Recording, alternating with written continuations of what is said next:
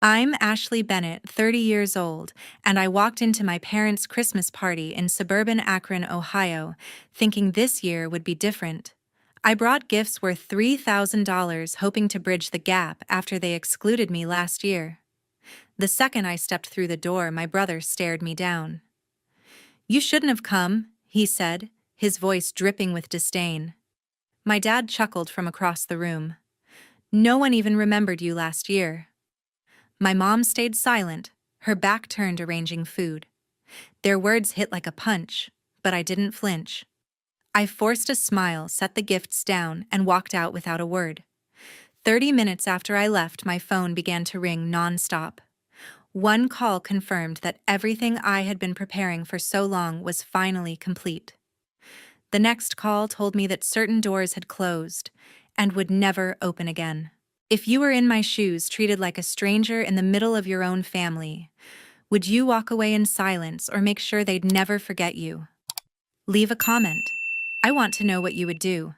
A few weeks before the Christmas party, I sat in my apartment wrapping gifts and trying to convince myself it would be different. Last year's holiday still haunted me.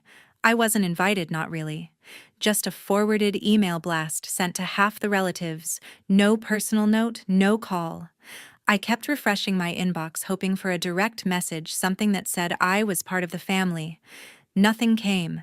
My brother posted photos online, everyone laughing, opening presents, toasting with wine, while I sat alone scrolling through their joy like an outsider. I told myself it was a mistake, but I knew better. For 2 years, I'd been paying the mortgage on my parents' house, $1,500 a month, wired straight from my account as a project manager. I never missed a payment, even when work meant late nights and no weekends. I also covered my sister's college tuition, $18,000 a year, because she dreamed of becoming a nurse. It wasn't just money, it was my way of holding the family together. But no one thanked me. My dad would dodge the topic, muttering about the weather or the news. My mom acted like it was my duty, like I owed them for existing. My brother smirked, saying I was lucky to have a good job, as if his failed sales schemes were my fault. I stayed quiet, hoping my support would earn their respect. It didn't. Last Christmas, I called my mom to ask about the party. "It's just a small thing," she said. Her voice flat, then hung up. I spent the night staring at their photos online, feeling invisible. I'd call my sister sometimes, asking about her classes, hoping she'd mention the tuition. She never did. I don't think she knew. My parents let her believe they were paying, taking credit for my sacrifices. It hurt, but I kept sending the checks, thinking one day they'd see me. This year, I decided to try again. I spent weeks picking out gifts, $3,000 worth, each one chosen with care. A leather-bound journal for my sister, embossed with her initials because she loved writing. A vintage watch for my dad, the kind he used to admire in catalogs.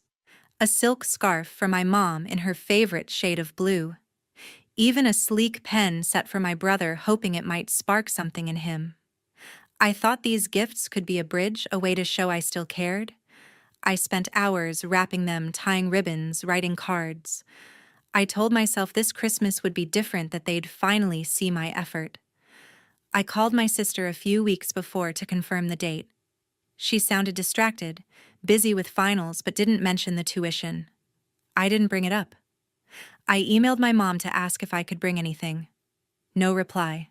My brother texted once, asking if I was actually showing up, with a laughing emoji. I ignored the jab and kept planning. The night before the party, I sat in my apartment looking at the gift bags lined up by the door. I practiced what I'd say, how I'd smile, how I'd stay calm no matter what. I wanted to walk in and feel like I belonged. That morning, I drove to their Akron house, arriving early. I sat in the car for a moment, gripping the steering wheel, telling myself I could do this. I carried the gift bags to the door, took a deep breath, and walked in, hoping for a welcome that never came. I stood in my parents' living room, clutching the gift bags, the chatter of neighbors and church friends buzzing around me. My brother Kyle leaned against the wall, a smirk on his face. "So you actually showed up?" he said, loud enough for everyone to hear. Thought you'd be too busy playing the big shot. The room went quiet, eyes darting to me. My dad, sitting on the couch, let out a sharp laugh. Yeah, what's the point? You're never really here anyway. Guests shifted awkwardly, their whispers like needles in my skin. My mom stayed at the dessert table, rearranging cookies, not even glancing my way. I wanted to scream to tell them I'd paid their bills for years, but I didn't. I set the gifts down, forced a smile, and walked out, my footsteps loud against the hardwood. In my car, I didn't cry. I called my lawyer. Finalize the house transfer, I said. I'd been paying the mortgage $1,500 a month for years, so the title was mine. The paperwork had been ready for weeks. I'd just been waiting for a reason not to use it. Then I called the bank. Remove their access to the shared account. That account, funded by me for family expenses, was done. By that evening, my lawyer texted house transfer complete. The bank followed, access revoked. I felt a rush, not anger, but clarity. My phone started buzzing as I drove home. The family group chat was on fire. Kyle sent a string of texts. You think you can ruin our Christmas?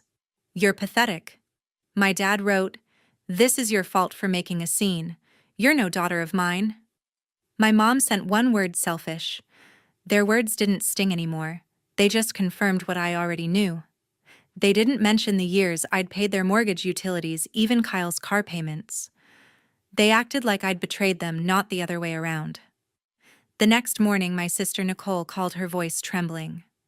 My tuition payment didn't go through, she said. The school sent a notice. What's happening? I took a deep breath. Nicole, I've been paying your tuition $18,000 a year, not them. There was a long silence.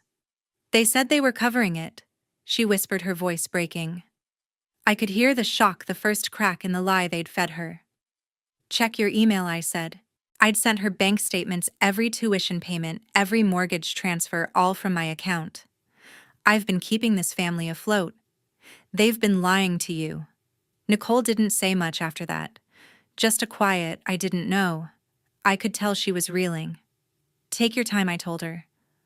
But you deserve the truth. I hung up, my heart steady but heavy. The group chat kept going. Kyle sent a voice message. You're turning Nicole against us. You'll pay for this. My dad typed another lecture about loyalty. My mom stayed silent after her one-word text. They thought they could guilt me into backing down like always. But I'd spent years funding their lives, $2,000 a month for the house and extras on top of Nicole's tuition. I'd done it quietly, hoping for a shred of gratitude. Instead, they mocked me in front of everyone. A few days after the Christmas party, my phone buzzed with a text from my mom. We need to talk. Come to the house tomorrow. No apology, no warmth, just a demand. I almost ignored it, but something told me to go. My sister Nicole had been quiet since our call, and I wondered if she'd be there. I drove to the Akron house the next evening, bracing myself for whatever they had planned. My dad opened the door, his face softer than usual.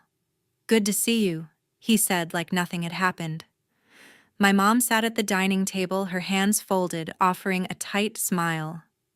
My brother Kyle was there too, leaning back in a chair, looking like he'd rather be anywhere else. The air felt staged, like they'd rehearsed this. We're sorry about the party. My mom said, her voice rehearsed. Things got out of hand. We didn't mean to upset you. My dad nodded, adding, we're family. We need to stick together. I waited for the catch because there always was one. Kyle leaned forward, his tone suddenly warm. I've got this business idea, he said. A small startup selling custom furniture online. It's a sure thing, but I need a little help to get it off the ground. He slid a folder across the table filled with glossy charts and numbers. If you invest, it'll bring us closer. Show we're all in this together. My dad chimed in. It's a way to fix things, Ashley. You've always been good with money. My mom's smile tightened, but she didn't speak. I flipped through the folder, my gut telling me this wasn't about family. I'd seen Kyle's sure things before. Failed car deals, shady crypto schemes, always ending with him asking me for cash. I took the folder home and called a friend who's a financial advisor. "Can you look into this?" I asked. 2 days later, he called back. "The numbers don't add up," he said. "The project's a front. Kyle's got a debt $50,000 to some shady lender. He's trying to use your money to cover it." I felt my blood run cold. This wasn't a business plan. It was a scam to bail him out. I dug deeper, checking old bank statements. Sure enough, Kyle had been siphoning money from the shared account for months, small transfers I hadn't noticed, all leading to this debt. I went back to the house the next day, folder in hand. "I'm not investing," I said, dropping it on the table. Kyle's face went red. "What? You're just gonna walk away?" My dad stood up. "This is your chance to make things right, Ashley. Don't be selfish." My mom finally spoke. "You owe us this after everything." I laughed, sharp and bitter. "Owe you? I paid your mortgage $1,500 a month for years. I paid Nicole's tuition $18,000 a year. And you try to scam me with this?" I pointed at the folder. "Kyle's in debt for $50,000 and you thought I'd be dumb enough to cover it." Kyle lunged forward. "You're lying. You're just trying to tear us apart." But my dad's face gave it away. He looked away, guilty. My mom's hands shook, but she stayed silent. I turned to leave. Done with their act. As I reached the door, Nicole's voice stopped me. "Wait," she said. She'd been sitting in the corner quiet until now. "Is it true?" "About the tuition?" I nodded. "I sent you the statements. Every payment came from me." Her eyes flicked to our parents, then Kyle. "You told me you were paying," she said, her voice low but steady. Kyle snapped, "She's lying, Nicole." But she didn't look at him. She looked at me, and I saw something shift in her eyes. Doubt, anger, maybe betrayal. Later that night, Nicole called. "I checked the statements," she said. "You were telling the truth. They lied to me. About everything." Her voice cracked, but she kept going. "Kyle's been bragging about this business deal for weeks, saying it'd fix everything. I didn't know about the debt." I could hear her pacing, the weight of it hitting her. "I thought they cared about us, but they just used you." I let her talk. Let her process the lie our family had built. "What now?" she asked. I didn't have all the answers, but I said, "We figure it out together. Just you and me." She went quiet, then said, "Okay." I hung up, staring at my phone. Nicole's shift felt like a crack in the wall our family had built around us. They'd tried to pull me back with fake apologies and a scam, thinking I'd cave like always. But I was done. I'd given them years, money, time, hope, and they'd thrown it back in my face. Now, with Nicole starting to see the truth, I felt something new. Not just freedom, but a spark of hope that maybe I wasn't as alone as I thought. A few weeks after the family meeting, whispers started reaching me through mutual friends. My parents and my brother Kyle were telling everyone I'd stolen their house and abandoned the family. They painted me as the villain, saying I'd cut them off without warning, leaving them struggling. Neighbors, church friends, even distant cousins were hearing it, how I'd turned my back on my own blood. I wasn't surprised, but it still burned. They'd lied about me before, but this was different. This was a campaign to ruin my name. I was at my apartment trying to focus on work when my cousin Jake called.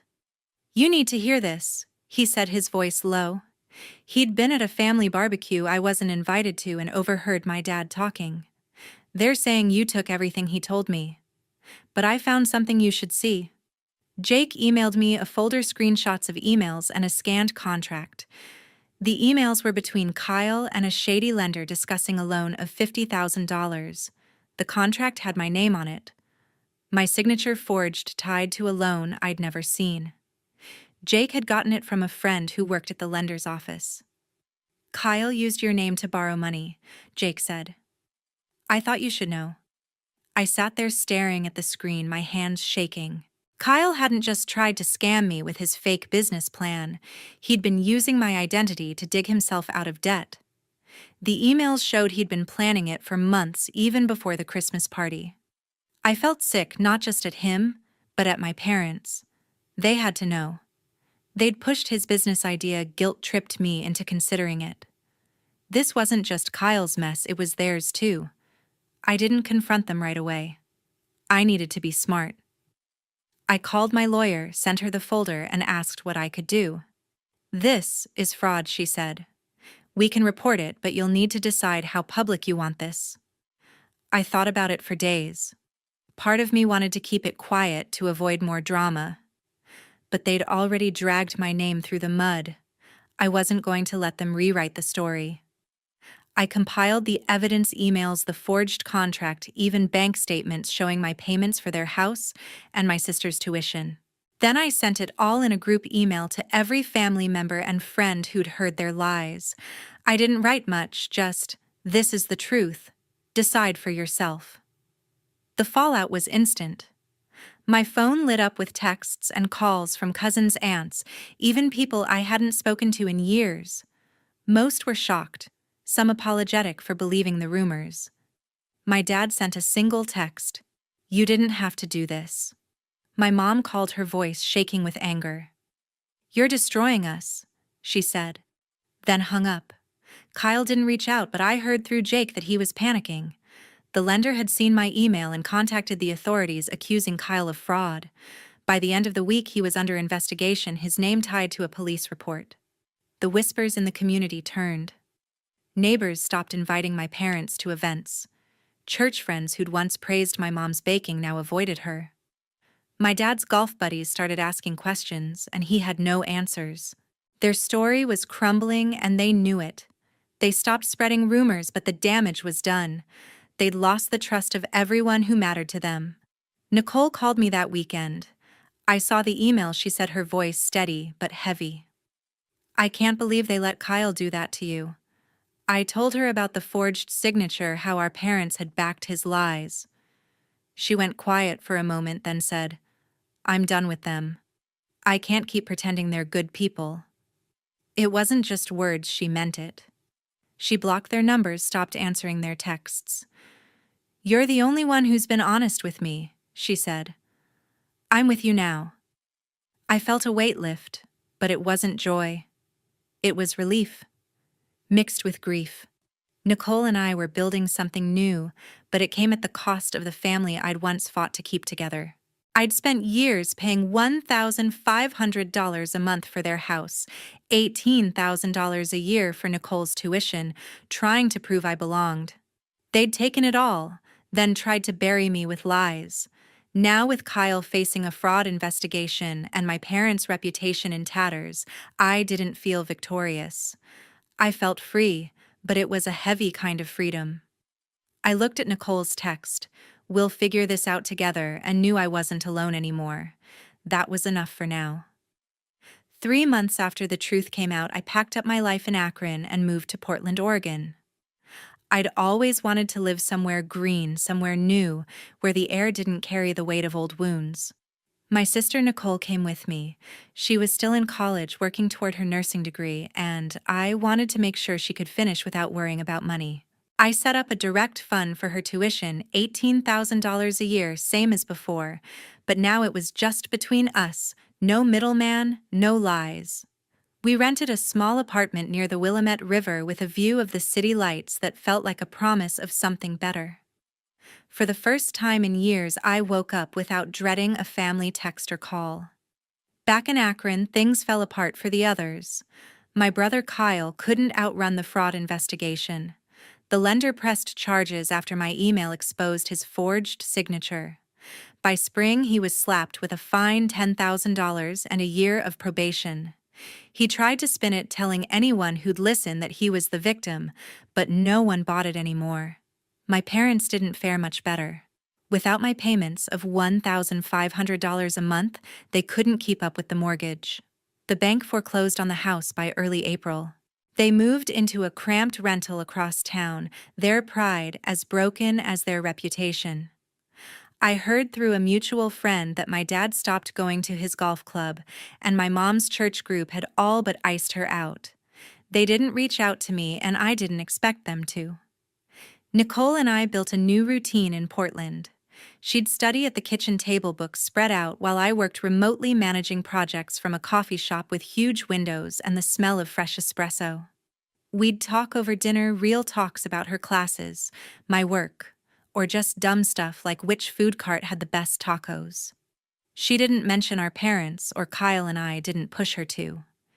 She'd made her choice when she cut them off, and I respected it. Sometimes I'd catch her staring out the window, her face heavy with thoughts she didn't share. I knew she was grieving the family we'd both wanted but never had. I was too in my own way. Looking back, I realized how much I'd let slide for the sake of family. I'd poured years, money, time, heart into people who saw me as a means to an end. I paid their bills, kept their house funded, Nicole's dreams, all while they dismissed me, lied to me, used me. It wasn't just about the money, $1,500 a month for the house, $18,000 a year for Nicole's tuition. It was about the belief that if I gave enough, they'd value me. They didn't. They manipulated me, twisted the truth. And when I pushed back, they tried to bury me with rumors. But I learned something through it all. Family isn't a free pass to sacrifice your worth. You have to see manipulation for what it is, and draw a line no matter who's on the other side. I'm not saying it was easy. There were nights I second-guessed myself, wondered if I'd been too harsh. But every time I looked at Nicole working hard, building her own path, I knew I'd made the right call. We were free not just from their lies, but from the weight of trying to prove ourselves to people who'd never care. Portland gave us a fresh start, a chance to be more than our past. I started hiking on weekends, exploring trails in Forest Park, feeling the quiet of the trees wash away years of tension. Nicole joined me sometimes, and we'd laugh about how bad we were at navigation.